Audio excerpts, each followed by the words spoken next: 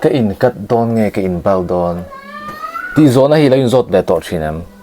cái bộ in gió chim in gió nghe thay gió cắt don nghe bao don ama sa in cái hi coach bless cái này international certified personal trainer cái này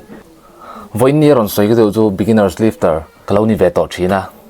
tu na po beginners lifter tam takin om ti cái gì chú ta cho in question le cái question này nghe chim chú cái in bao don nghe cái in cắt don in gió nghe cái tí mà sắc don chú với na còn soi tổ cho này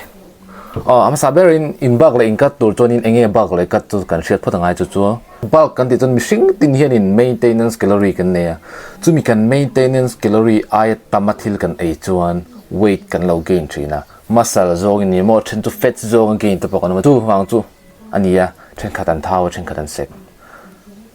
chuan le lam le chuanin cut khaom le ta ni cut kan ti chuanin maintenance calorie ai tlema thili e chu calorie deficit kan tia chumi ai e chuan weight ka i loss le mai don ni engzok chunge gymikal tir ani moi fitness journey itan tir don ni tiang ma se thil phat ka zo du che chumi te pani ai thazok thil pakhat cholo omda se chu voina ka soi tu chu ni chu enge maintenance ni maintenance chu weight pokan gain lawa weight pokan loss chung lawa stable tak maintenance 70 kg ni chon 70 kg khanin omla weight po again chong lo nga chu nge thleng don muscle build don ma se khatai om var khot muscle khai build don muscle build tur chuan ti tur kha om valin step kama chu karon soi don ama se bera chon protein ang zang e yang 1.2 to 1.6 gram per body weight ama stiam lo ve ke som sari ni chuanin 90 to 110 gram of protein vel imamo ti nai chu ni khata chumi e chuan muscle khai lo build don ne ma se ta thau de nge ti zo na khom vel le thaya ma se I thau don lo ke ti teng ma ti nge thau don lo chan chu you overeat don lo wa surplus fak kon e don lo wa maintenance until e wangin fats again thailo ma se chu tak chu a benefits thalut tuk chu ni ta ni a ti nge a benefits chu enge kan ti chuan fats again lo wa muscle gain na I weight la stable reng chuan nge thil theng chu thil theng lo am ta ni enge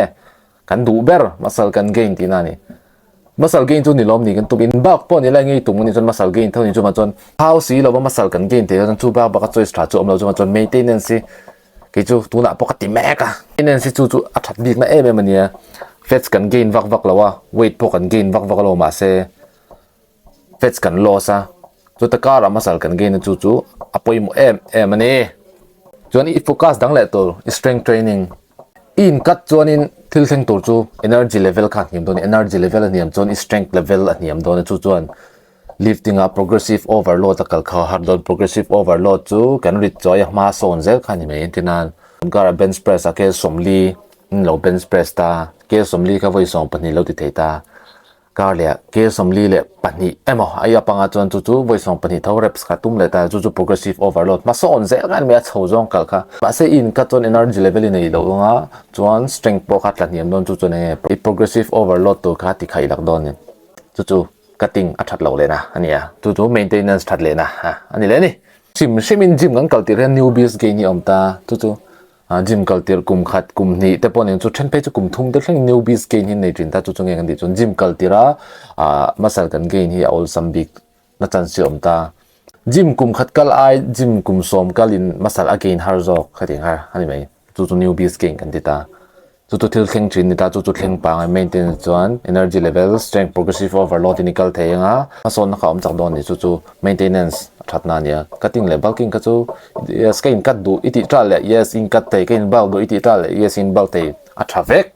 ke mana ka personal choice ania maintenance advice du chu ni la thei du chu ni la lo thea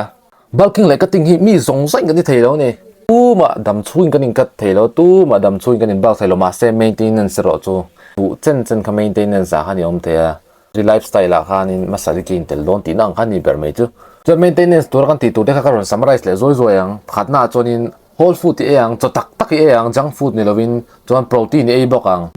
regular takin strength training ani mo regular takin weight training in e yang atok chin thili e yang chumi ta pali chu iti ngai ni cho chuan ni maintenance anga muscle gain anga chuti lai chuan fat bar nang chu ni lom ni kan du ber ke pa chuan in maintenance ka first choice ni beginner tan kain kat du emo kain bal tu iti tral ni chon yes kha chui personal choice ni thu le thaluduk a chia ka ti chong lo ma se te pani lo maintenance o min beginner stand chon ka recommend bera ma se hi beginner stand chon ni ti ka shera advanced sleep ta tan lo ti ka lo sheula chuan chonin beginner sau tan lo follow nga maintenance ka first choice ni ti ka ron soi nom le ne